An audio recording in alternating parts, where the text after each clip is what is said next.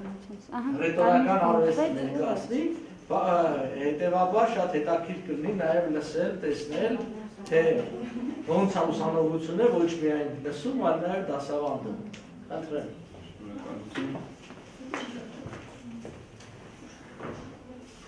Նախ սկսեմ պատմությունից։ Ռետորական արվեստը սկսել է որպես գիտություն արվեստ զարգանալ 5-րդ դարից սկսած, հանրապետական ավելի շատ ժողովրդավարական Աթենքում, հետո հանրապետական Հռոմում, Արիստոտելից եւ փիլիսոփաների հայտ գալուց Արիստոտելը զարգացրել է ռետորական արվեստը, սակայն ինչպես Պլատոնն է ասում, դա իրականում ճշմարտության հետ քիչ կապ ունի եւ ռետորը բնավետությամբ մեկը չէ, ով գիտի գիտելիք, այլ ընդամենը մարդ, ով կարողանում է խոսքի ճարպկությամբ խաբել հասարակությանը ամբողջներին եւ տանել իր ետևից։ Պատմությանը անդրադառնալով հետաքրքիր մի բան կա, միշտ հռետորությունը կիրառվել է, օգտագործվել է այն ժամանակներում, երբ գործ ենք ունենում ժողովրդավարական ինչ-որ սկզբունքների հետ։ Օրինակ ինչ-որ մեկը կարող է ինչ-որ հայտնի հռետորի անուն օրինակ տալ, սկսած քրիստոնեության մուտքից մինչև ամերիկյան պետության ձևավորումը։ Հիսուս Քրիստոսն է հռետոր։ Հետո մինչև ամերիկյան պետության ձևավորումը։ Ես Մուհամեդ առաջ Ցիցերոնի կարող եմ Ցիցերոնը նրանք ժողովրդավարական պայմաններում էին, որովհետև սենց հետաքրքիր բան կա, երբ չկա ժողովրդավարություն, չկա հռետոր։ Ինչի, որովհետև երբ որ միապետություն է, բոլորը ղեկավարում է նա, ով պաշտոնի է հասել իր ուրիշ միջոցներով, կամ նույն այդ միջնադարյան շրջանում հոգևորականություններ, հոգևորականություններ, իշխանությունը նաև թագավորությունը, միապետությունը սրված է, այդ ժամանակներում հռետորությամբ առաջ չեն գնում, սակայն մեր թվարկությունից առաջ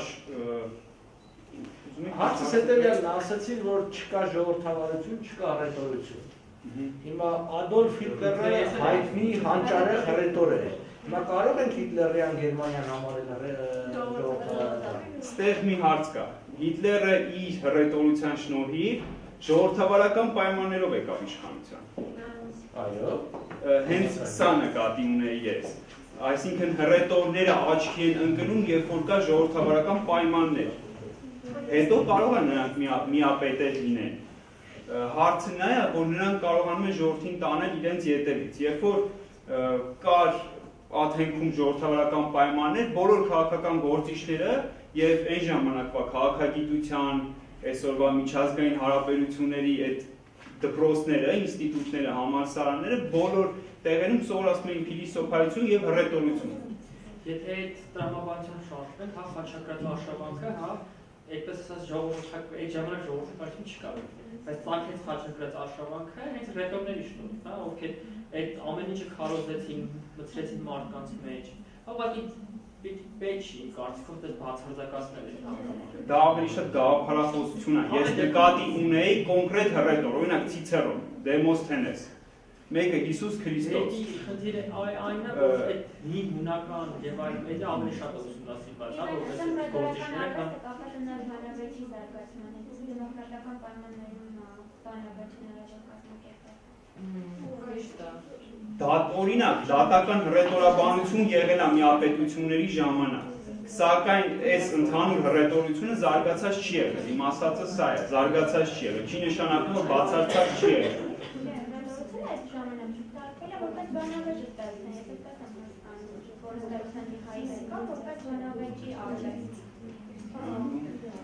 Եվ շարունակելով,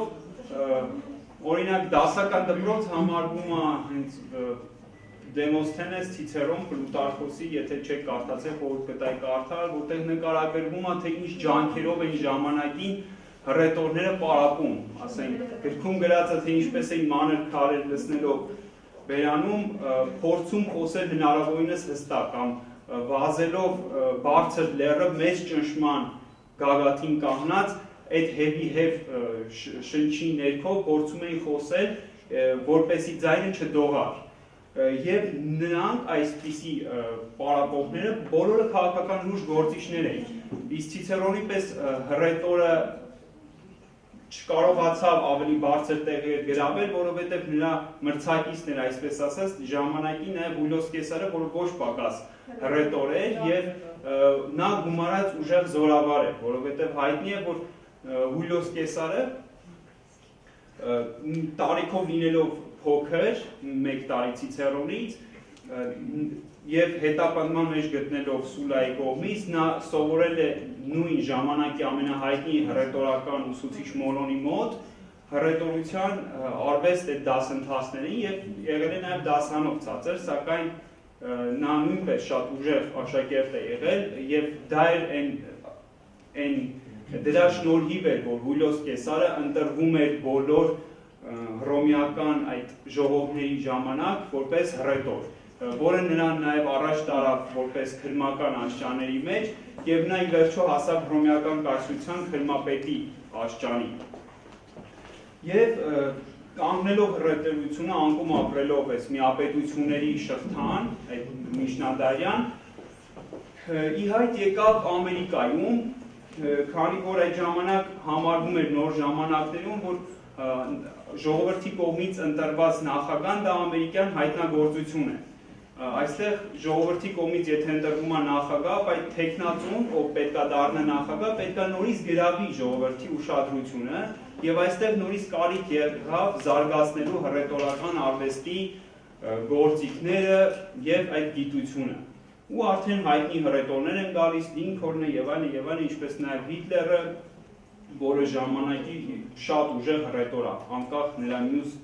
թերություններից եւ այլնից, նա շատ ուժեղ հռետոր է, պակաս հռետոր չի նաեւ Ստալինը եւ արդեն մենք բոլորս գիտենք նաեւ ժամանակակից հռետորներին։ Այսպիսով ձևավորվելով այս գիտությունը արդեն 21-րդ դարում ստացանք ավելի համախմբված մասնաբաժինների բաժանված sense մի գիտություն։ Հիմա փորձենք ուսումնասիրել եւ առաջինը հռետորական արվեստի գլուխները։ Եթե ընդհանուր ինչ-որ մի կետի շուրջ հարցեր լինեն, տվեք շարունակենք։ Սոցիալ-քաղաքական ճարտասանություն կամ հռետորություն, պարլամենտական ճարտասանություն, զինվորական, ինձ թվում է բոլորի պարզ է, դիվանագիտական, առևտրային, դատական, ուզեի նշել, որ դիվանագիտականը եւ առևտրայինը ավելի շատ տարբերվում են մյուսներից իրենց բանակցային տեսակով։ Այստեղ ավելի շատ բանակցություններն են դրված։ Սոցիալ-կենցաղային, սա մեր կենցաղային խոսակցականն է, եկեղեցական ճարտասանություն, բոլորից հայտնի հոգևորականների այդ ճառերը, քարոզները, պրոպագանդիստական, այս քարոզչությունը նույն, ակադեմիական ճարտասանությունը բաժանվում է 3-ի, բուն ակադեմիական, բուհական ակադեմիական, դպրոցական ակադեմիական։ Ես կուզեի մի քիչ սոցիալ-կենցաղային ճարտասանությունը բացատրել, ինչ է։ Սոցիալ-կենցաղայինը դա մեր առօրյա խոսակցականն է, մեր շփումները ընկերների հետ, բարեկամների հետ, մեր խոսքի գրավչությունը, էլի, այսպես ասած, կենցաղում, որը շատ բարդ չի, իրենից ներկայացնում, որ հասկանան հասարակ մարդիկ, բայց շատ գրավիչ է, սա է սոցիալ-կենցաղային։ Դատավորների ես հասկանալ պարզ խոսքի եւ ճարտասանության տարբերությունը, որովհետեւ եթե կենցաղային ենք ասում, ուրեմն ասում է, ըստ չայնիկը ստուրի ինձ բան մի քիչ, ես չեմ պատկերացնում։ Դե ինչ պատկերացնում եմ, հասկանալ նույն ձևով չի նաեւ առևտրայինը, ես ավելի ուշ պետք է անդրադառնայի, բայց օրինակ հիմա նույնպես նշել, առևտրայինի ու դիվանագիտականի եւ մնացած մյուսների, մեկ էլ սոցիալ-կենցաղային կարելի է բիզնեսի ավելի կարելի է առանձնացնել սրանք մյուսներից մի շատ հետաքրքիր բանով։ Բոլոր դեպքերում շատ կարևոր է բարձր ձայնը։ Դիվանագիտականի, առևտրայինի, մեկ էլ սոցիալ-կենցաղայինի դեպքում ամեն ինչ հակառակն է։ դու ավելի հետաքրքիր ես, երբ որ ունես ցածր ձայն։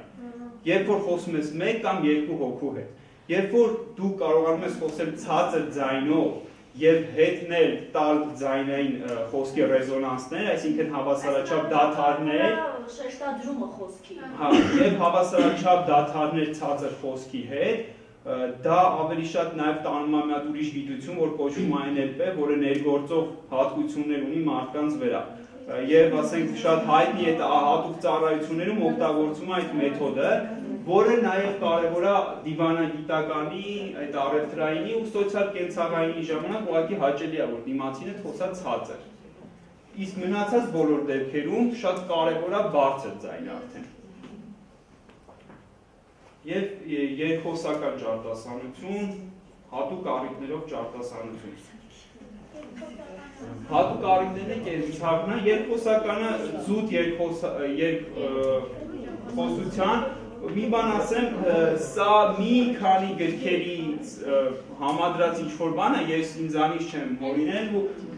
բանը կուզենայի ասել, որ բոլոր տեղերում այս 12 կետերը գործում են այսօր հռետորաբանության, հռետորական արվեստ գիտության մեջ, այս 12 գլուխները կան։ Եվ անցնելով առաջ, սկսենք լսարանի բաշխվածությունը արդեն հռետորի խոսքի եւ մնացած հռետորի վրա, էլի, ինչպես է ուշադրություն դարձնում, ուրեմն լսարանը ամբողջությամբ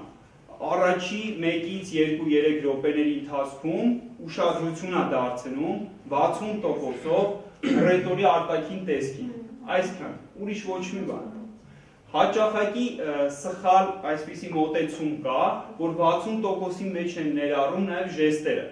բայց ժեստերը չի մտնում տեսքի մեջ։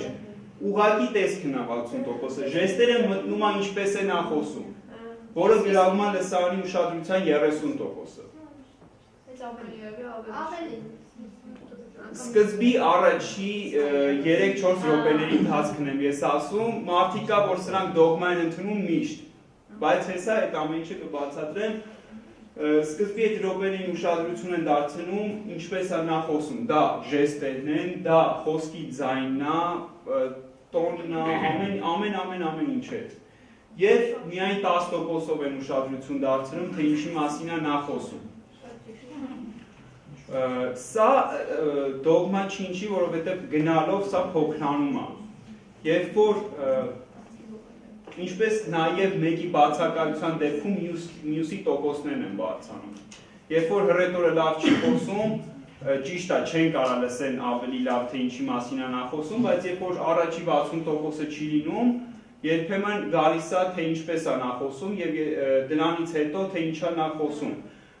4 րոպեից հետո արդեն լսարանը ավելի շատ ուշադրություն է դարձնում նաև թե ինչի մասին է նա խոսում ու բովանդակությանը։ Ուրեմն անցնենք այդ տեսողական կոնտակտային սկզբունքները։ Երբ որ դուք արդեն հռետոր եք, ինչ-որտեղ պետք է ելույթ ունենաք, խոսում եք, կարևոր է, որ դուք ժամանակի մեծ մասը նայեք ունկնդիրների աչքերի մեջ։ Շատ կարևոր մի բան։ Հայացքը սևեռել յուրաքանչյուր ունկնդրի աչքերի վրա 2 վայրկյանից ոչ պակաս։ Դրա վրա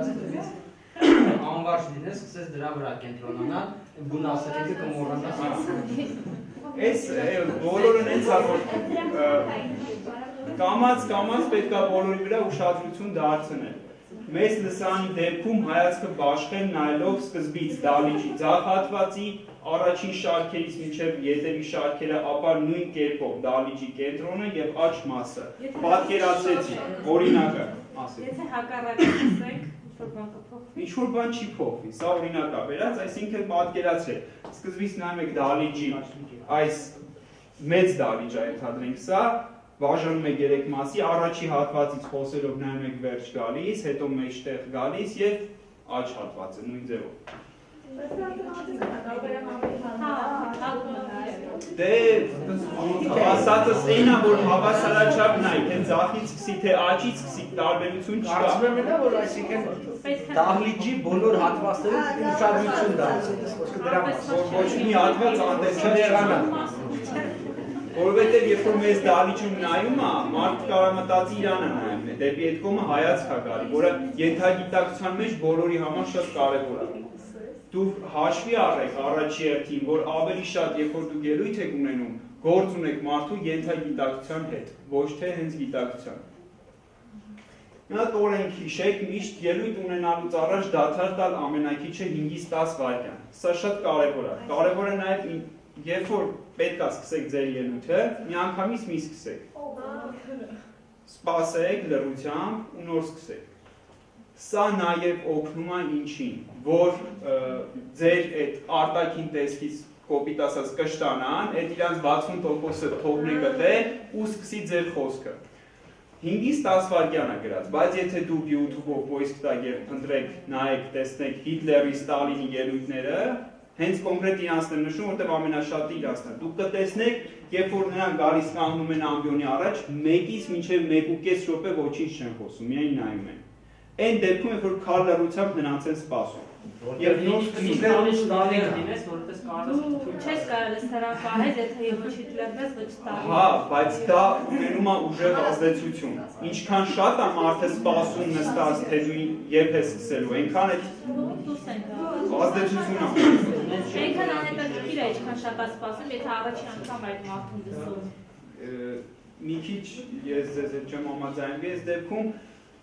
ես չեմ ասում գա 10 րոպե նստի ու ոչինչ չլսի։ Սա ուշադրության գրավելու ընդամենը մի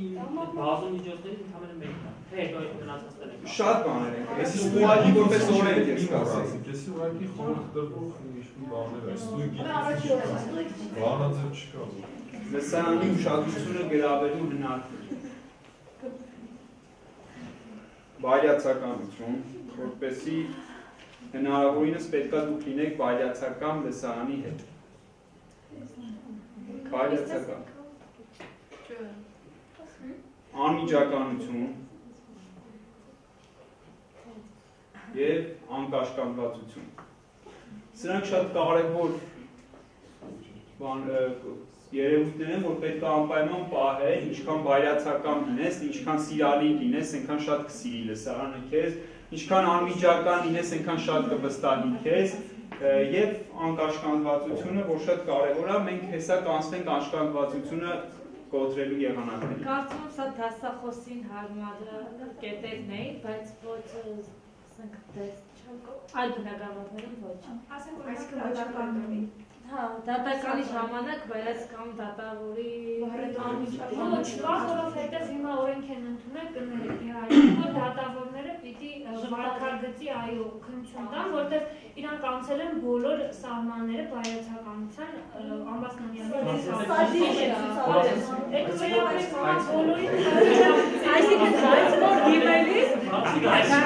Անցել է սահմանները նկատում եք չափից ավելի բայրացական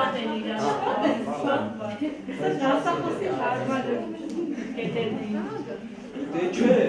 ինքը ընդհանուր է, կարա լինեն կետեր, օրինակ այդ բանակցային ժամանակ ոնց էր ձայնի պակասում, բայց ընդհանուր ինչքան բայրացականություն լինի, ինչքան անմիջականություն, այնքան լավ։ Ով էլ ուզում է ելույթ ունենա, եթե նախագահ, նա, եթե չգիտեմ, կարևոր մարդիկ են։ Նախագահը կարա լինի։ Բայրացականությունը երևի իմ կարծիքով ոչ թե արտաքին ժեստերով հիմնականում դեպքի արտաքին, բայց խոսքով հենց բովանդակությամբ լսարանի առջև բայրացական լինի, որովհետև եթե վերջ-վերջը կանգնել լսարանի առջև, պետք է իր տեքստի բովանդակությամբ շոյի այդ լսարանի արտաքինումը զուտ բովանդակային առումով է բայրացականությունը, ոչ թե ուրախացրեցի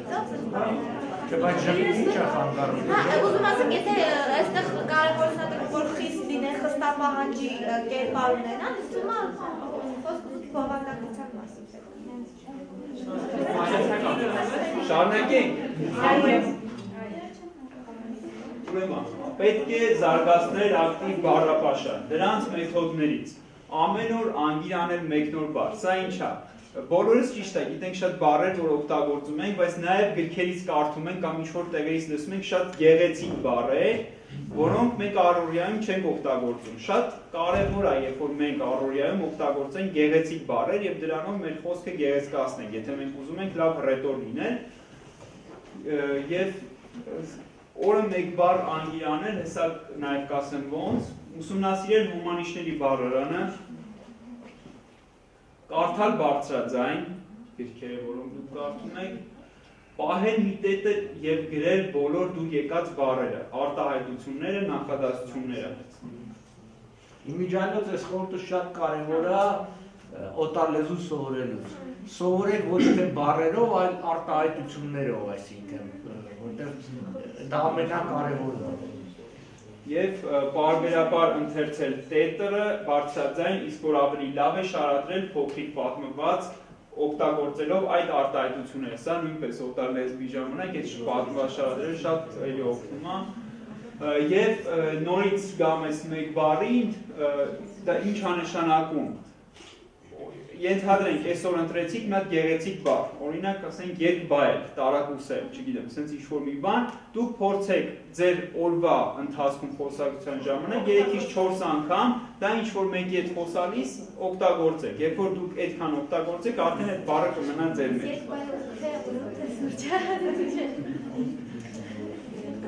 Հիշեք, նոր բառը դառնում է գործածական, սա իմ ասածն է, եթե օգտագործում է 3-ից 5 անգամ։ Վախը լսարանի առաջ։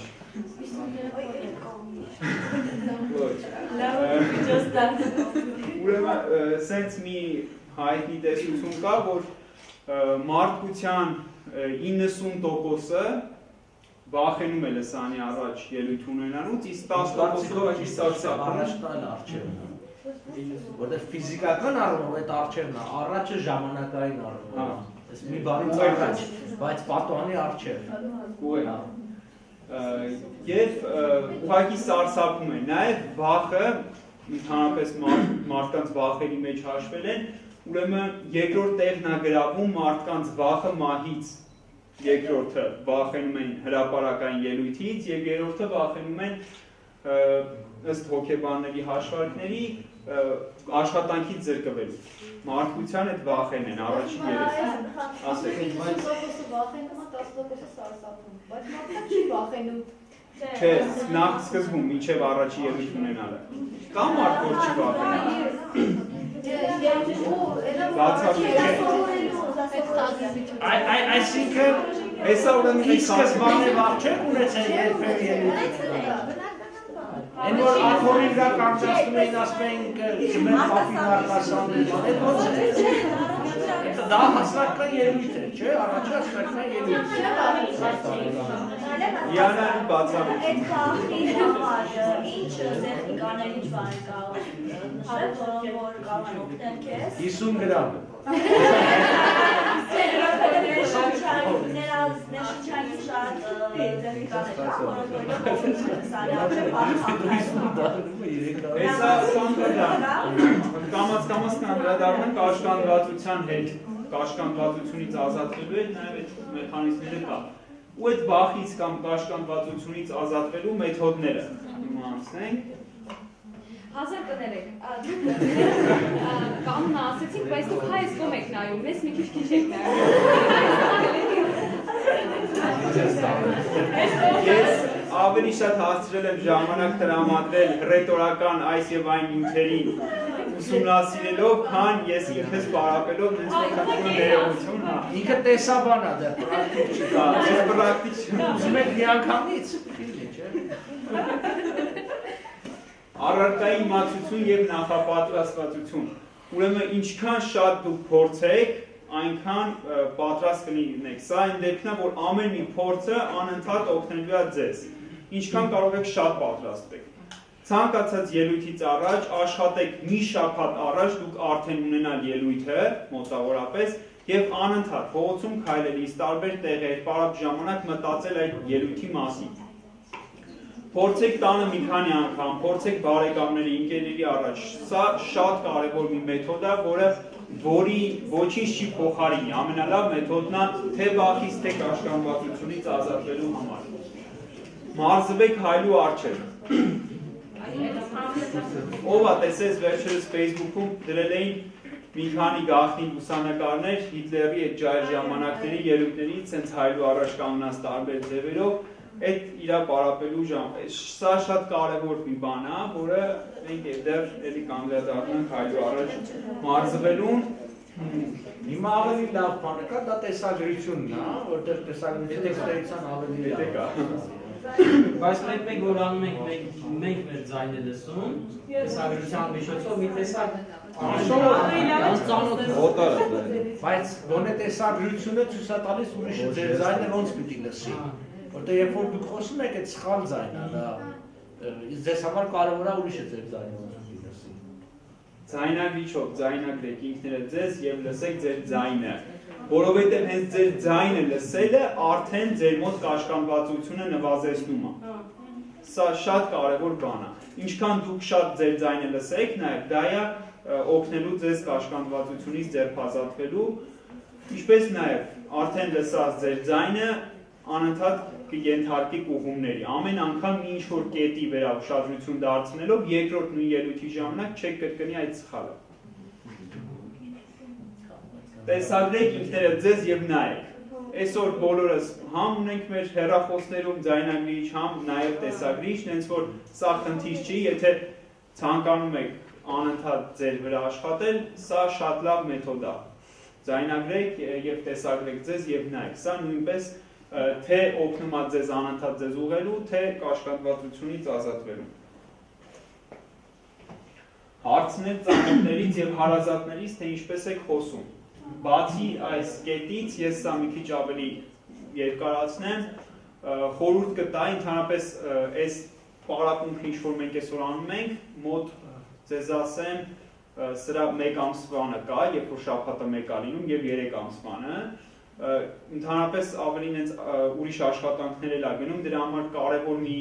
աշխատանք ասեմ, դուք ինքներդ տանը արեք, եթե ցանկանում եք, ուրեմն վերցնում եք տետր, գծում եք մեջտեղից, ձախ կողմի վրա գրում եք իմ 10 առավելությունները եւ իմ 10 թերությունները եւ տալիս եք ձեր ամենահարազատ մարդկանց, որոնք կգրեն այդտեղ ձեր առավելությունները եւ թերությունները։ Երբ որ 2-3 մի քանի մարդկանց մոտ կկրկնվի նույն դիտողությունը, թե լավ առումով, դուք արդեն կարող եք քիչ աշխատել այդ լավ կողմի վրա եւ աշխատել այն կողմի վրա, որը կկրկնվի մի քանի անգամ, որ մի քանիսը ձեր ընկերներից կնշեն, որ սա ձեզ մոտ թերի է։ Այս մեթոդը ձեզ շատ կօգնի։ Մի քիչ ես կասկածում եմ օբյեկտիվությամբ։ Հատկապես թերությունները նշելու, որտեղ մեր հասարակություն չէ, որ ընկերդ թերությունները։ Այդ էլ կա, բայց դու պատկերացնում ես մենակ ընկերես, որ լավ չես Հետո բացի այդ հավանաբար հայերեն նկատված թերությունը որպես առավելություն ես շատ բարի եմ եւ դա որպես թերություն է հաշվի շրջապատի մարդիկ են շատ բարի է լավ թերությունն է Խոսքը վերաբերում է հռետորական առավելություններին ու թերություններին, այսինքն ձեր խոսակցական եւ այլն եւ այլն։ Այն ձեր ասածայերի կամ նման թերությունների ոչ ժարգոնային բառերի եւ այլն եւ այլն։ Շատ հարազատ մարդիկ հնարավորինս անկես կգրեն։ Ինքնաներշնչում, որի մասին ասում ենք, որը շատ կարևոր է, պետք է ինքնաներշնչման այդ մեթոդները ինքնատ ուրիշ պատմություն է, ուրիշ գիտություն է, իրարեք, նաև որպեսզի լավ ելույթներ ունենաք, ներքին մենախոսությունների ելույթ։ Աշխատեք, փակ սենյակում ձեր ինչ-որ տեղերում, դուք մենակ ինքներդ ձեր հետ խոսակ, սա շատ է օգնում։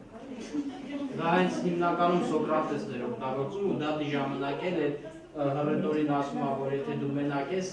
այսինքն ինձ հետ կա մարդ, որ վիճում է ասում, ավելի ապրում է ինձ հետ վիտան մեջ, ավելի ինձ մեջ է ապրում ու ես միշտ նրա հետ խոսում ու վիճում եմ։ Սոկրատես։ Ծանր քաշերի այդ աշխատանքի սկզբունքը, սա նկատի ունի այն, որ անում եք այն, ինչը ձեր համար բարդ է թվում։ Սա եթե թողնենք հռետորությունը, ընդհանրապես ձեր ոգին կամքը կոփելու համար կա սենց բան, ինչը դուք առօրյայում ամենաշատը չեք սիրում, գնացեք դեպի այդ։ Նույնը հռետորության մեջ է, էլի, այս սկզբունքը նկատի ունի դա, ինչը որ ձեր համար անտանելի է, անընդհատ փորձեք դա եւ դա կկոտրվի ձեր մեջ։ Խորը շնչառության մեթոդը, որքան էլ կարող է դու ասեք, որ այդքան էլ դա տենց չի, բայց ինքը ինչ-որ չափով օգնում է, երբ որ դու ելույթի ժամանակ լինում եք հուզված։ Խորը շունչ եք քաշում եւ դա ձեզ հաստատ իր փոքր օգուտը կտա։ Եթե դուք շատ հուզված եք եւ չի օգնում լրի, ապա դա չի նշանակում, որ ոչինչ չի ասում։ Մի փոքրիկ դրացում, ոչ թե խորը շունչ քաշել, այլ կարող խորը շունչ քաշել սեր։ Բայց ավելի որովայնով բարձրանա, որտեղ ես դա կատեմ ասում են, էլի ոնց խոսես, որ շունչը չկտա։ Հա, ճիշտ է, ես էլ եմ։ 4-ը երկու հաշվով է, 4 հաշվին շնչում ես եւ Իսկ ուսերով չպետք է շնչես։ Հա, ոչ թե։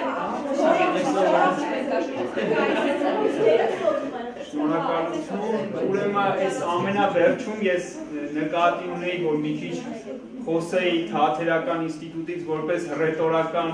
դպրոցի լավագույն ինստիտուտ այսօր մեր օրերում։ Ես էլ հենց փոքր դասընթացների գնացել եմ դպրոցական տարիներին ու այն ինչ-որ այն մեխանիզմները ինչ-որ սովորեցնում են այնտեղ, չկա ոչ մի տեղ, դա մի քիչ ուշ կանդրադառնալ։ Այստեղ Թատերականից մարդ ունենք, թե չունենք։ Ուրեմն ֆիզիկական շարժումները, հա, եւ միջև մյուսին անդրադառնալը ֆիզիկական շարժումները շատ մի կարևոր բան, մինչև ժեստերն է սա, ուրեմն ֆիզիկական շարժումը գրիչը անընդհատ խաղացնելը, բայց սա սխալ շարժում է։ Պետք է ձեր շարժումը լինի արդարացված։ Արդարացված եւ դա ընկալում է ունկնդիրը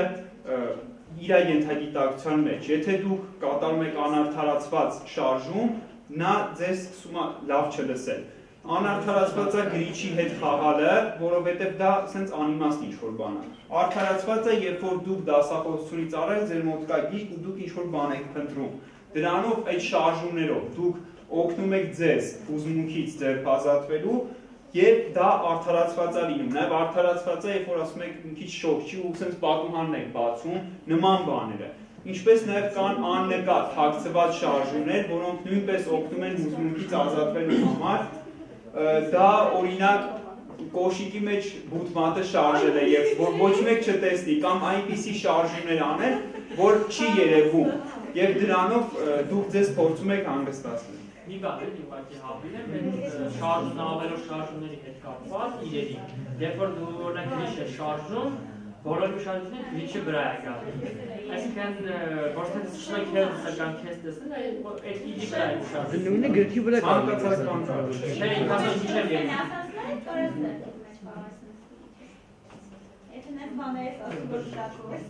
Ուրեմն հավաստիացնում եմ ձեզ, սա շատ լավ մեթոդ է, ունկնդիրների երեխաների տեղ դնելու մեթոդն է, հիմա չկարծեք թե ձեզ երեխաների տեղ եմ դնում, բայց երբ որ ես առաջի անգամ պետք է ելույթ ունենայի, երբ որ առաջի անգամ պետք է ելույթ ունենայի, սա շատ օգնեց իսկապես, երբ որ դուք ունկնդիրներին չեք մոռանում եք, թե նրանք իրականում ովքեր են, դուք ձեր խոսքը կասի նրանց, թե դուք ով եք, բայց դուք ձեզ ներշնչում եք, որ հիմա ում առաջ որ պետք է ելույթ ունենաք, նրանք երեխաներ են եւ ձեր ենթականերն են, դուք ընդհանրապես մտածելու բան չունեք, դուք պետք է գաք հանգիստ խոսակ, բոլորն էլ շատ հետաքրքրված լսելու են ձեզ։ Այս ձեզ ներշնչելու այս տարբերակով մեթոդը կօգնի ձեզ, որպեսզի ձերբազատվեք կաշկանդվածությունից։ Եթե այդ բանի մեկը մի հատ սուր հարց է տալիս ու ամբողջը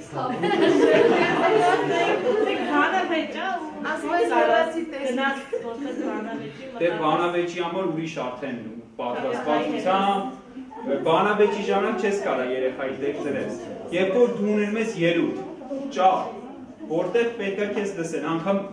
հրապարակային ելույթների ժամանակ հարցերը չեն տալի։ Այդ ժամանակ հրապարակային ելույթների ժամանակ։ Միտինգներին ով է տեսել հարցեր տա։ առաջի կանգնած բայց մեկա, տեքստն են արդիկ ասում։ Նենց որ ինքը կիրառելի է։ Ասեցիք, բայց դադիքին չես տա, մտեղ երկու հոգի ծերեր Այդ կներեք ասեք։ այստեղ մի բան է ուզում ճիշտ ասած հավել էի ու կարծում եմ, որ այդ բոլոր կետերը կարելի է դնել մի կողմ, մենակ այդ կետը ներառել NLP-ի ուսումնասիրությունը։ NLP-ն կարծում եմ այն գիտությունն է, որը հենց ռետորական արվեստի մեջ ու ընդհանրապես խոսքի մեջ շատ կարևոր ազդեցություն ունի։ Օրինակ լրագրողներն անցնում են, չգիտեմ ուտելուն որտեղ, բայց գիտությունների ակադեմիայում գիտեմ, որ անցնում են լրագրողներն NLP ու ճիշտ ասած կուզեի իմանալ դատավորների կամ ասենք այլ մասնագիտություններ ունեցող մարդկանց մոտ NLP-ն ուտելուն ինչպես է դասավանդվում, եթե մեկ ինֆորմացիա։ Նախ NLP-ն ռետորական արվեստից տարբերվում է ինքը շատ NLP-ն դա կարող եմ համառոտ ներկայացնել ինչ է, NLP-ն դա այն է, երբ որ դու դիմացինիդ կամ լսարանին կարողանում ես հիպնոզի ենթարկել նրա գիտակցության առկայության ժամանակ, առանց քնեցնելու։ Երբ որ քո խոսքով կարողանում ես ազդել դիմացինի ենթագիտակցության վրա եւ նրան հրահանգ տալ, որից հետո նա անում է քո ասածը։ Խոսքային լավազանում են ձեզ հետ ինչ առումով, որ հենց կոնկրետ վատի առումով, որը որ շատ օգնում է ռետորական արվեստում, ընդհանրապես հանգարցած արվեստում խոսքի ժամանակ, NLP-ն շատ օգնում է։ Ես կարող եմ իմ օրինակով ասել, որ ընդհանրապես շատ մարդկանց օրինակով, որ հենց վախը խոսելուց NLP-ն հաղթահարում է, օգնում է քեզ, որ դու հաղթահարես։ Երբ որ դու ես NLP կիրառում, թե որ քեզ կիրառած են իրում։ Անցնում ես այդ փուլերը NLP-ի, ու արդեն վախը եւ նման մի շարք բացասական կամ ոչ ճիշտ հետևանքներ Դե այդ ձևով կարելի է ցանկացած հոգեբանի մոտ գնալ, ասել ես ունեմ sense խնդիր, թե նա NLP-ի միջոցով դա կանցկացնի, թե ուրիշ, նա կարա ֆոբիաների բաների ժամանակ որպես որով, բայց այսինքն վաղ երբ որ դու ելույթ ես ունենում լսարանի առջև, կարող է շփոթ օգնի, բայց ինքը ընդհանրապես ավելորդ ֆոբիաների NLP-ն, սենց եմ ես հասկանում, ու ինքը հիմնական տենց գիտություն է հոգեբանության մեջ,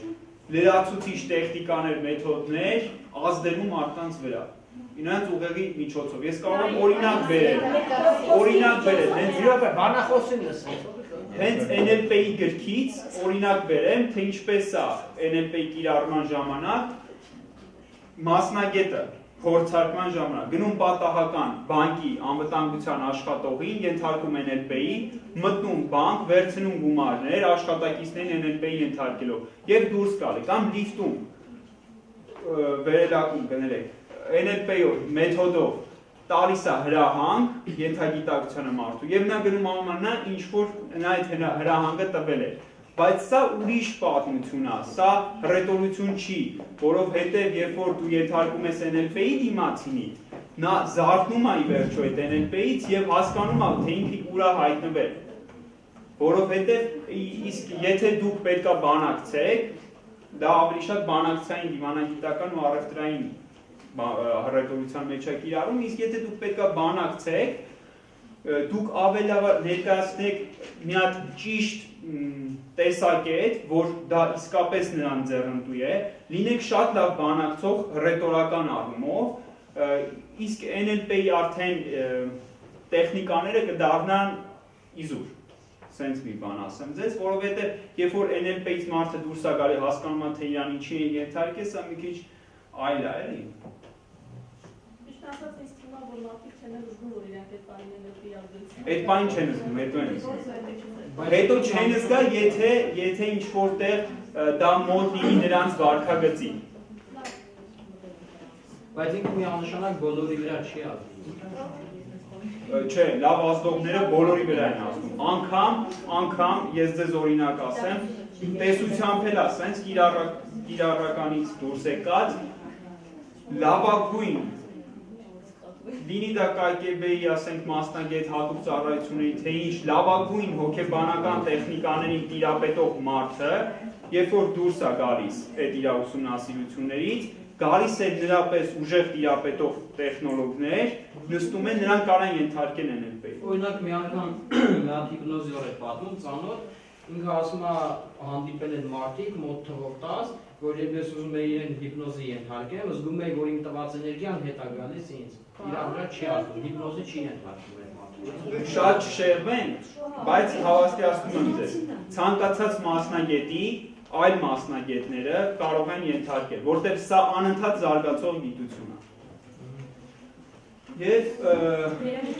անդրադառնալով հռետորությանը, այլ հարցեր կար,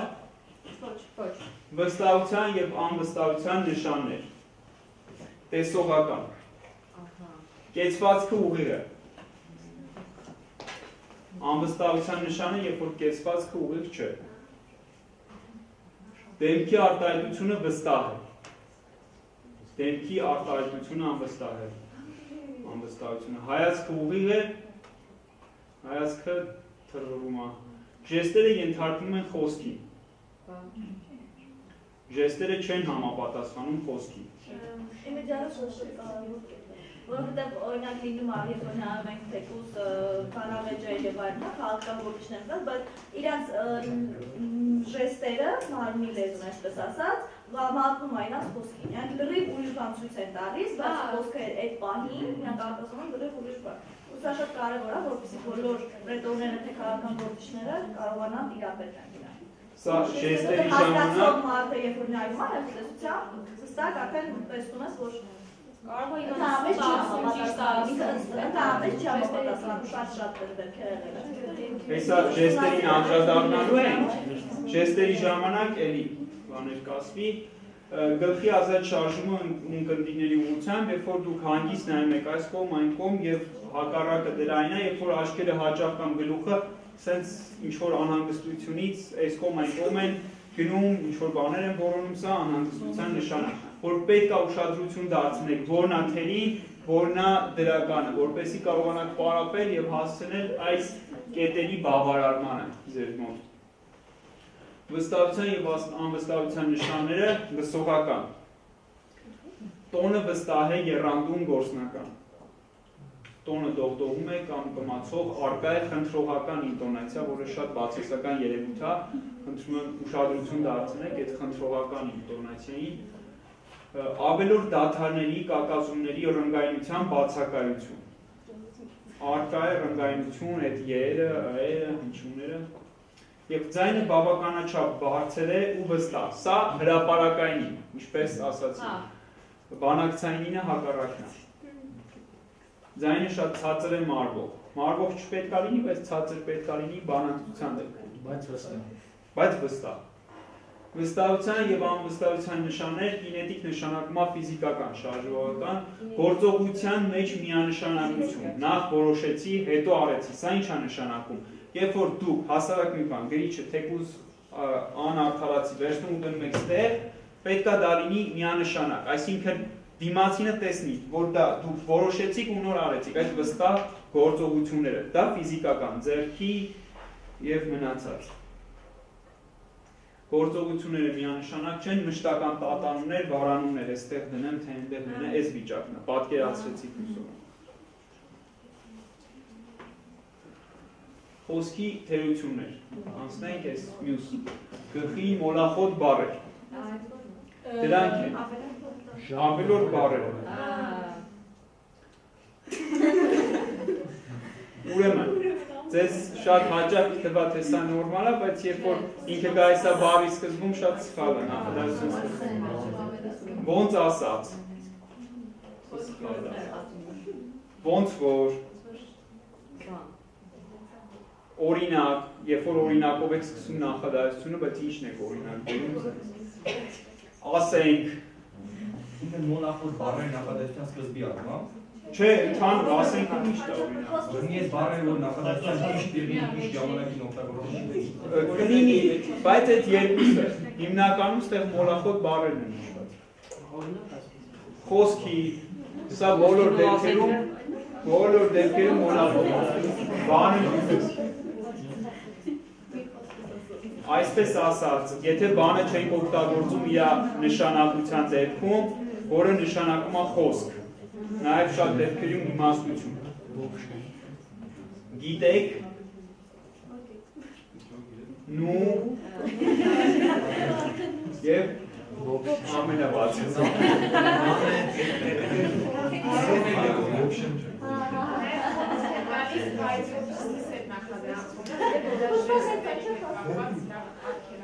Բայցի համար բայցի համար կապ չունի ստեյետ, բայց բառը ես շատ սիրում եմ, չէ, բայցը միշտ պետք է դնել խոսքից հետո,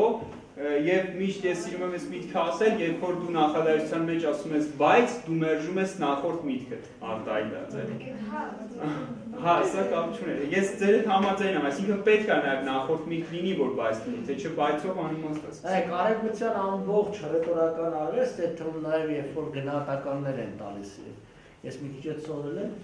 բանը գիտեմ, փափուկում։ Նայեք, առաջին պարբերությունը դրականն է։ Հետո ասում եմ բայց եւ գնում է բացասական, այնտեղ մի ձեզ սովորացնում եմ, եթե դուք ասեք որ դիմացին տաղուշ է, մի ասեք դուք հետաքրքիր բան եք ասում բայց ու գնացեք նույնն է գնահատականները, սա բերում է նրան տեսեք, երբ որ օրինակի համար մի որևէ խումբ է գալիս, հանձնախումբ է գալիս եւ գնահատական է, չէ՞ տալիս ինչ որ ընտրությունների որևէ ընտրություն բացասական գնահատելու պարագային անգամ իրանք առաջի տողից չեն սկսում բացասականը տալիս են դրական մի երկու բան, ձևական, հետո բայցով գնում են։ Բայց դա բերում է, որ արևելյան հոգեբանությունն ուրիշ է, արևելյանը չի հասկանում այդ արևմտյան մտածողությունը։ Նա վերցնում է դիմացի պարբերությունը, ասում է, տեսեք, ասում են, որ առաջընթաց կա, հետո բան, բայց ըստ էության այդ առաջի պարբերությունը չի կարևորը բանը։ Եվ դա գնում է։ Այստեղ շատ կարևոր է, որ ինչ ասեմ, տարածաշրջանային, ազգային, այդ հոգեբանության խաղերը շատ կարևոր են, էլի, որտեղ ըստ էության այս ռետորությունը կամ ճարտասանությունը շատ առանձնահատուկ է, այսպես ասենք, էլի, օրինակ լրիվ համաձայն եմ, նորմալ է բարին է, բայց հասարակություն կա, եթե դուք բարի եւ ժպտալով դասախոսեք կամ բանանեք, լրիվ հակառակ էֆեկտ է, էլի, կալեմ, հասարակություններ կա այդպես է ցավոք, բայց մենք ընդունենք այս տարբերակը, որտեղ սա ավելի այսպես ասած իմ կարծիքով առաջադիմական ձևն է, այդ բարյացկամությունը եւ այլն, կանեն, որ ցավոք սրտի այստեղ դատավորների մասին խոսքը գնաց, դա դեպի ժառանգած տարբերակն է, էլի, հին սովետական, այսպես դաժան պիտի բանային, այդ որ ասում, ունքերով պիտի խոսա, էլի, առաջի հերթին այդ բանը, հայացքը շատ կարևոր է, ասենք, դաժան, նույն ուսուցիչները, եթե հիշեք ոնց է, չէ, ասենք, ասում են ինքը լավ ուսուցիչ է, ես լսել եմ, իմ երեխեքի ասում են լավ ուսուցիչ է, որտեղ խիստ է։ Ոնց կարա խիստը լավը լինի, հատկապես առաջ երկրորդ դասանի մասին էր խոսքը, այսինքն երբ որ ես տարբեր տեղեր եմ աշխատել, երբ որ պարբերաբար վերադառնում ենք Հայաստան երեխեքը գնում էին դպրոց,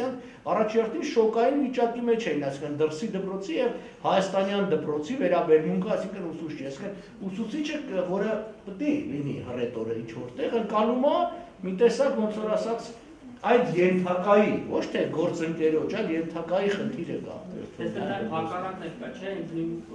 ուսուցիչները, նույն դասախոսները, պիտի իրանց դիմացի նստածները մի գիտակցական որոշակի բան ունենան իրանց մեջ, որ իրանք ռետորին այդ մարկած հետ, բայց եթե այդ մարկած չգիտեմ, եկել են նստել լսարանում կամ դասարանում այլ բանի համար, այդտեղ չես կարող դու ռետորի։ Լրիվ համաձայն եմ, այսինքն հարցը հետեւյալն է, մշակութային խնդիր կա այստեղ։ Եթե փոխենք, պիտի փոխենք ամբողջը, ոչ թե օրինակ ասենք, չէ, ուսուցիչ դու փոխի, աշակերտները չէ։ Չէ, դե առաջի դասարանը մի քիչ ուրիշ է, առաջի երկրորդը երեխա է։ Ուրիշ բան, որ դու միշտ պետք է դահլիճը հաշվի առնես ում հետ ես խոսում, այսինքն ովքեր են քեզ ընկալում։ Հակառակ պարակային դահլիճ կա, որ թուլության նշան է ընկալում։ Եվ դահլիճը շատ արագ զգում է։ Եթե զգում է, որ թուլության նշան է, նա դադարում է քեզ ենթարկվելու։ Այստեղ երբ որ օրինակ Ստալինի մասին, Ստալինը շատ վատ ռետոր է, շատ ասենք Տրոցկին է եղել ռետորը։ Ստալինին լսում էին, որովհետև չէին կարա չլսեին։ Ինձ մանկավարժական են ծեր դասախոսներից մեկը պատմեր, որ ժամանակին աքսորել էին, որտեղ ինքը այդ օրը հիվանդ էր եղել, Ստալինի անունն են տվել, ինքը չէր ասել առաջիններից մեկը ոտի կանգնելու, եւ քանի որ ինքը վերջիններից էր կանգնել, դեռ ոնց է նայում էին, վերջի այսքան 5 հոգի ոտի կանգնողներին աքսորում էին։ Դրա մասին էր խոսքը, իսկապես այդ ձևը եղել։ Այսինքն այդ մարդը եւ երկար տարի տո մանկավարժականում դաս էր տալ, մի 10 տարի առաջ մոռացավ այդ մարդը։ Ոնց է այդ ձևը է եղել։ Այստեղ եթե մենք օբյեկտիվ գնահատականի խնդիր ունենք, չմոռանանք որ բան օրինակ կուսակցական մեր մոտ նայեք այսօրվա հասարակությունը, այսինքն որ մեկին ուշադիր լսում են դեռ նրա շնորհքը չի որ լսում են, պարզապես չեն կարող ուշադիր չլսել, որտեղ դա ունի հետևանքները։ Կամ ցույց են տալիս թե ուշադիր։ Ցույց են տալիս, բան են անում այդ ամբողջը կա։ Դե, բայց ամեն պարակային սա ճիշտ, այսինքն դուք ոնց ասած սովորեք ճիշտը։ Հետո թե ոնց կլինի, ինչ նապես ուրեմն ես մի ընկեր ունեի, Ռոման, այսինքն ամեն մի 4-րդ բառից հետո ասում էր ուրեմն։ Ինքը բավականին խելոք տղա էր, բայց այդպես էլ խոսալ չսովորեց ամբողջ կյանքում, որովհետև ամեն 4-րդ բառն ասում էր ուրեմն, ու չկարողացավ էլ այդ ուրեմն հանի իր ամեջից։ Դա շատ դժվար է, որովհետև դա ենթագիտակցական է, ինքը չէր հասկանում, որ ինքը այդ ուրեմն էր ասում ամեն 4-րդ բառը։ Ուրեմն ասում խոսքի օրինակի համար։ Այդպես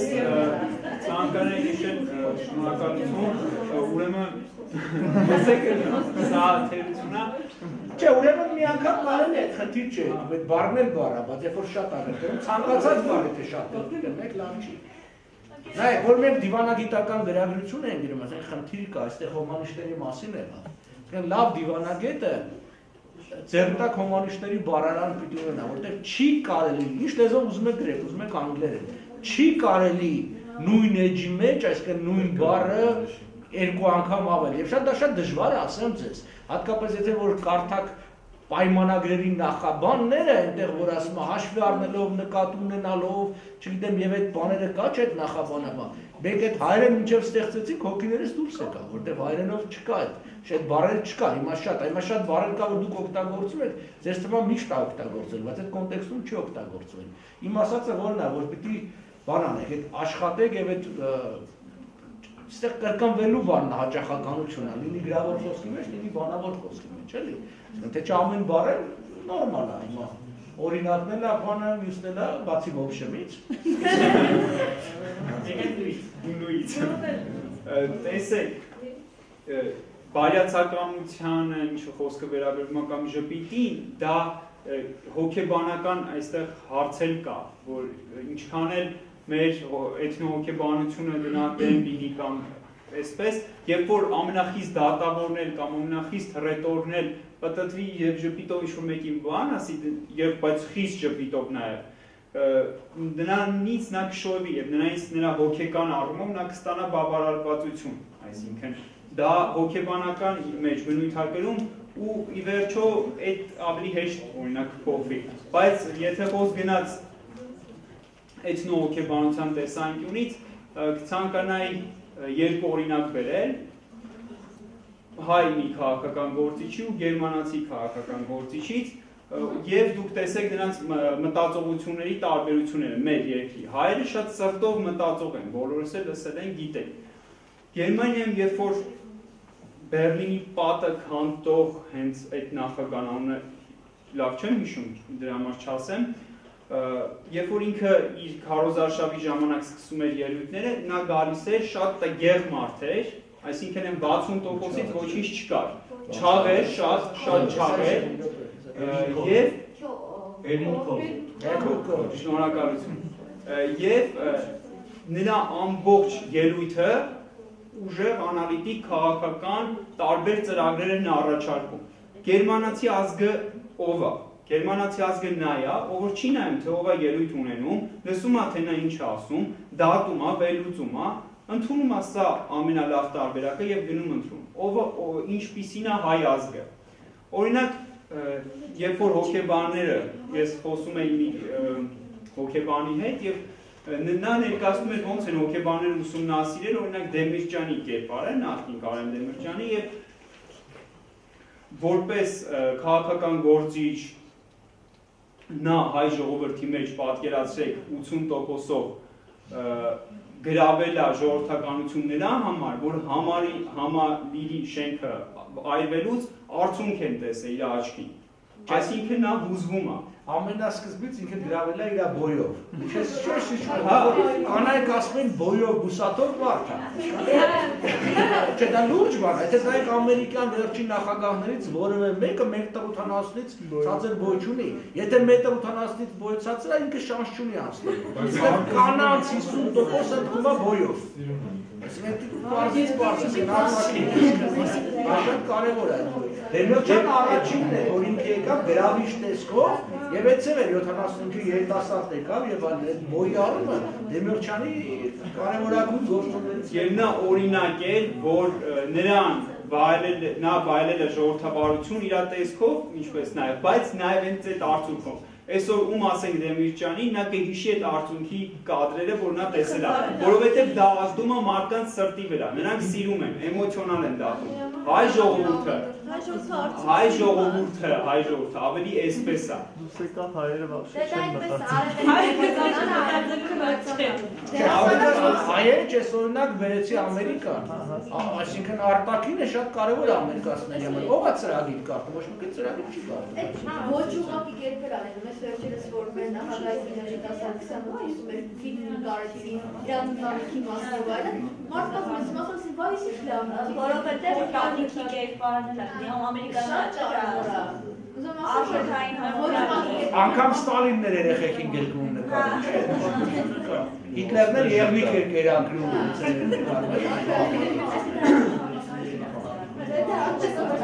Եվ շարունակենք խոսքի թերությունները մոլախոտ հնչյունն է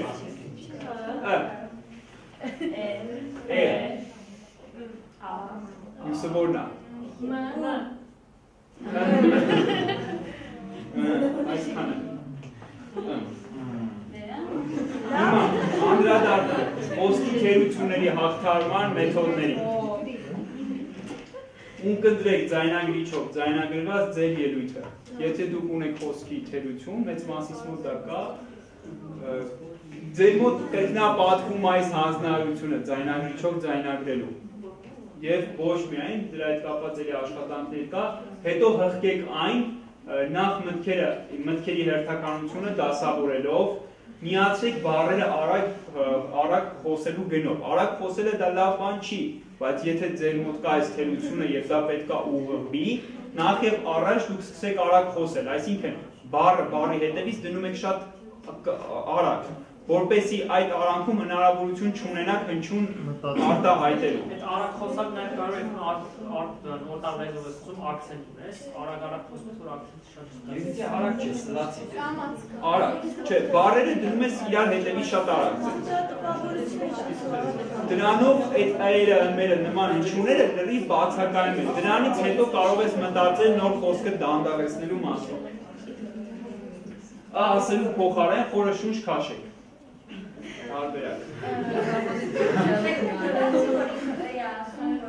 Միշտ պետք է այդտեղ եք ձեր խոսքին։ Խնդրեք ձեր ծանոթներին ուղղել ձեզ, մտքում կրկնեք ձեր դիմացինի խոսքի հենց նրա խոսելու ընթացքում, դիմացինի խոսքը հենց նրա խոսելու ընթացքում եւ բացարձակ նույնությամբ, բայց դուք ունեք մի ճանաչում եք ինչ-որ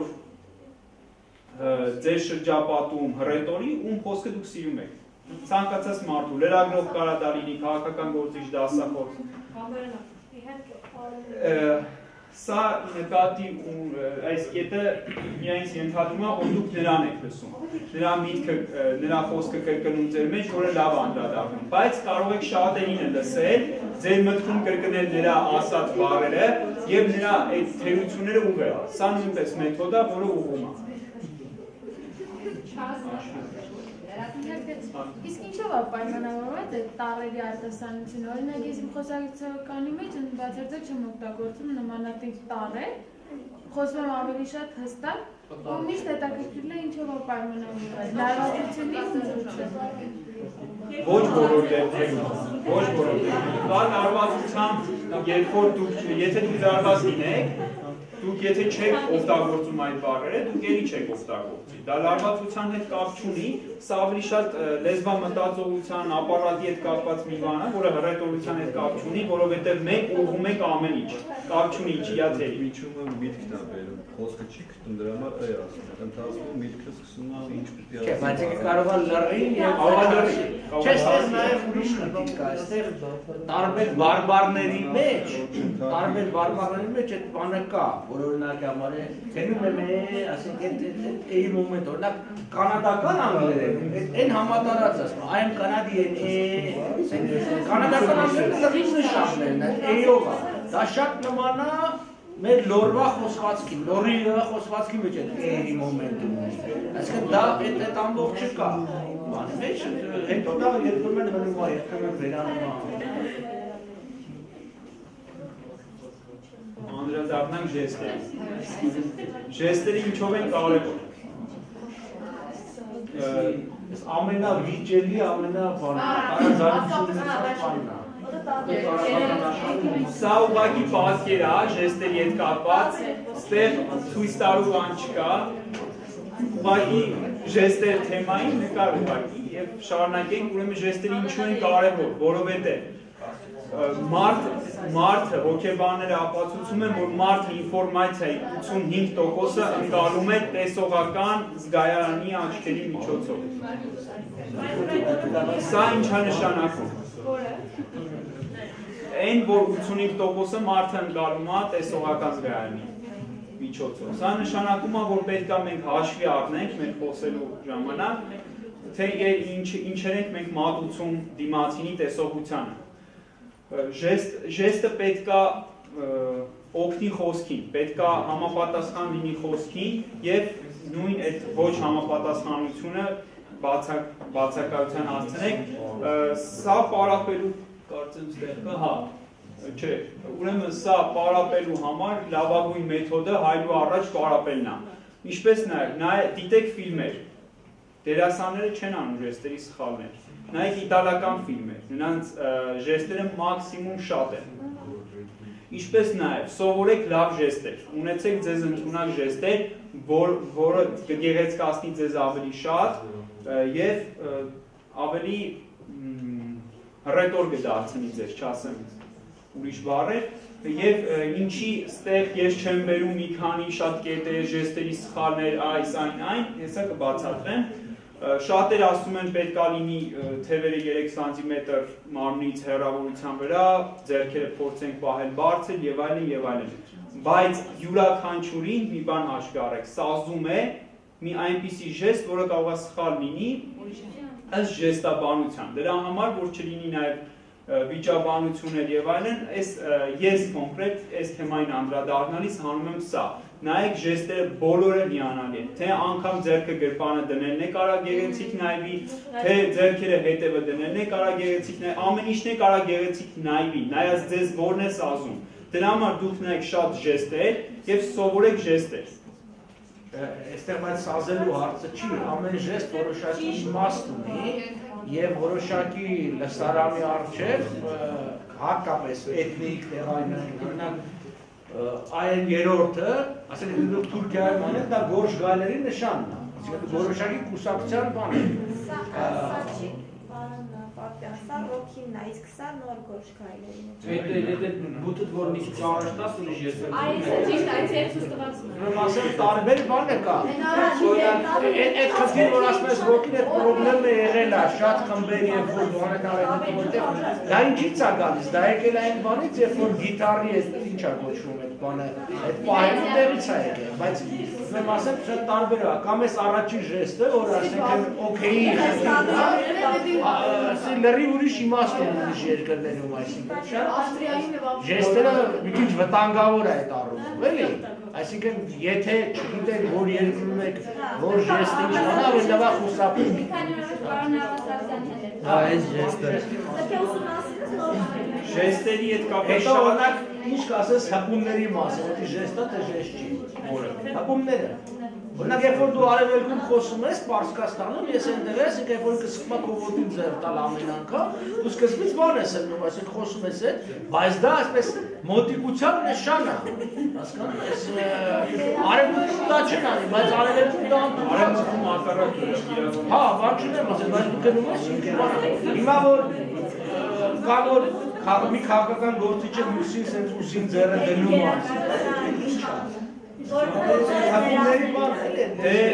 հա, նույն այդ ամեն ինչը նշանակություն ունի, ասում են, եթե ստեղից է բրդում, ուրեմն ինչ չափով ազդեցություն է, եթե ուսման, բայց դա առանձին միակ թեմա է, ժեստերը, ինչ կապ ունի ժեստերը հռետորության հետ, երբ որ մենք անդրադառնում ենք այս տեսանկյունից, ուրեմն պետք է անենք այն, հայրու առաջ մշակեք այն ժեստերը, որը մաքսիմալ շատ է սազում ձեզ եւ նաեւ ձեր խոսքին համապատասխան է։ Նույն մենք այստեղ խոսացինք հենց Նավասարդյանի դասախոսության ժամանակ այդ ստի դետեկտորի մասին, չէ, որ սուտը բռնում են կամ սուտը բռնում են նաև ժեստերի միջոցով, նաև որ խոստվեց այդ թատերական ինչ-որ հնարքների մի փոքր կանդրադառնամ, ասեմ ձեզ մեթոդը ոնց անել, դե լավ բան չի սուտ խոսալը, նես չի որ դա եմ գողում, բայց ոնց անել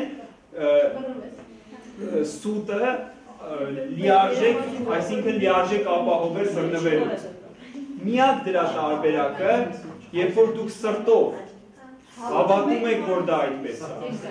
Երբ որ սուտ չի, եթե դու հավատում ես, ցանկացած սուտ կարելի է հավատալ։ Սուտը նա է, որ դու գիտես, որ սուտ է, եւ ասում ես այդ ժամանակ ասում, եթե օրինակ ես ինչ որ մի բան եմ ասում, դա իմ իմացած միակ ինֆորմացիան է, ես դա ճիշտ եմ ասում, սուտը չէ, դա պարզվում է, որ ես ասեցի, բայց դա պարզվեց սուտ էր։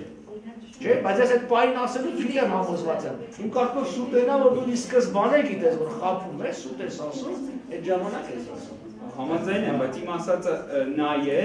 որ երբ որ դու գիտես, որ սուտ ես ասում, դու քեզ ինքնահամոզես։ Հնարավոր չի։ Հնարավոր չի, դա դանդաղացված կադրերով օրինակ նկարում է, օրինակ ժեստերի մասին, որ երեք օրինակ վարչապետը մի բան էր խոսում, անդադ սենց էր անում։ Քիթ էր բռնում։ Քթից ձեր տալը դա սուտ խոսալու նշաններից մեկն է։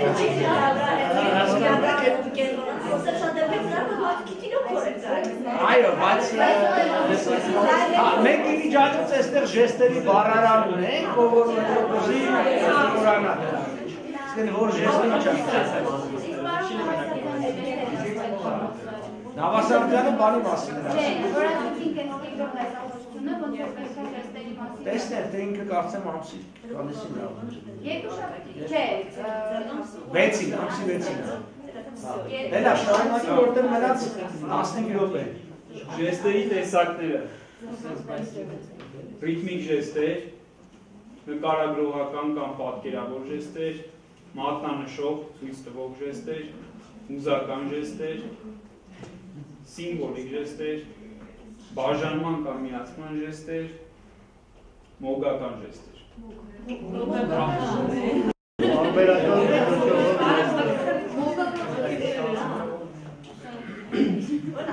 Դա մոգություն անողներից պետք է ավելի ճիշտ հարցնել, որ որը նշանակություն անողներ է, որ ֆոկուսային նման բան է։ Սա ուղղակի ժեստերի տեսակներն են, որ ցանկացա ներկայացնել, իսկ ինչի է, ասենք, կարևորվում, ինչ եմ կարևորում, մենակ թատերական ինստիտուտում գործող տեխնոլոգիաները, որոնցով զարգացնում են դերասաններին, մեկը այդ խաղի եւ չէ որ ցանկացած դերասան ի վերջո ստում է։ Ցանկացած դերասան, երբ որ խաղում է Համլետ, նա Համլետը չէ, բայց նա այնքան է փորձում դա, որ դառնում է Համլետ։ Եվ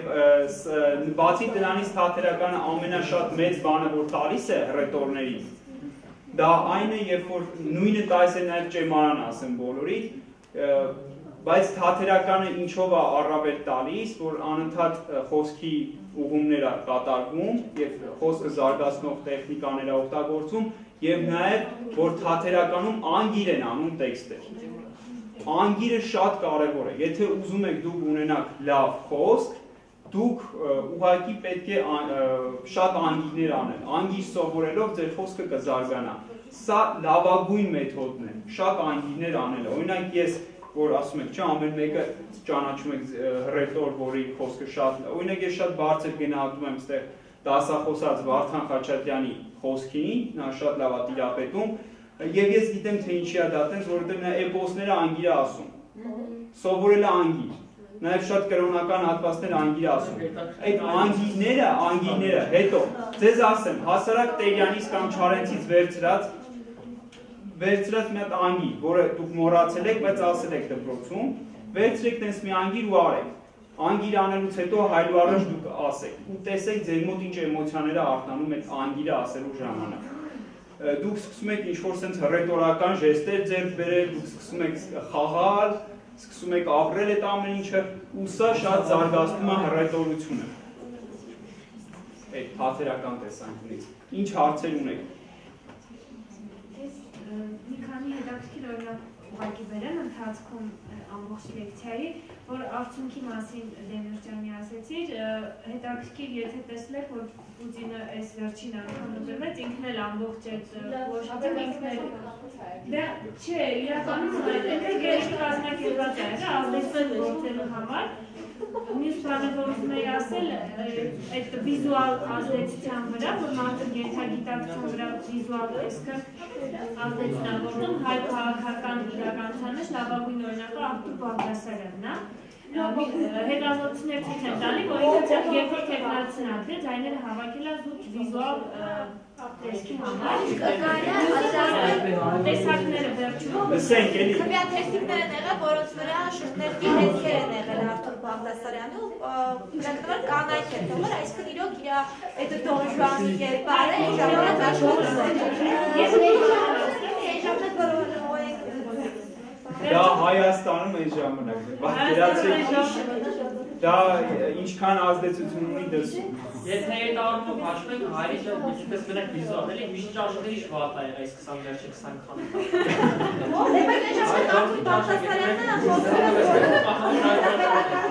Եթե արդեն ճաշակը չէր կարողանում։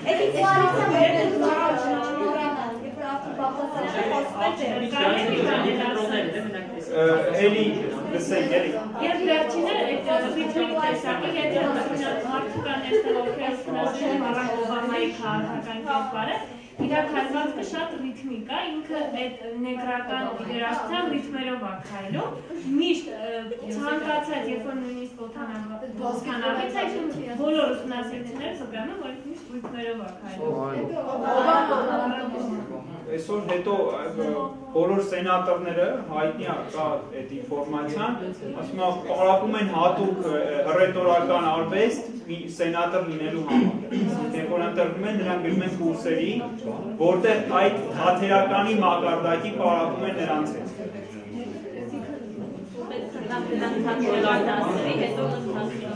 Այդ որ ասացիք թատերականում իրանք այնքան են սովորում վարժվում, որ բան անեն, լավ ասեն, օրինակ դրան հակառակ այդ բան անելը երբեք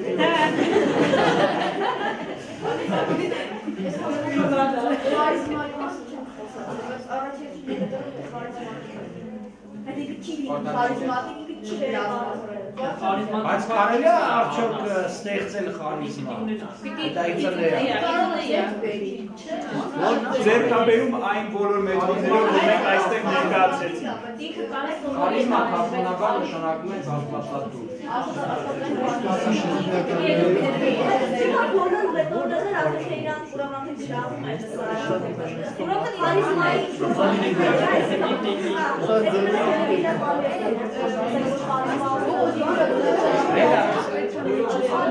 Yeah, we're going to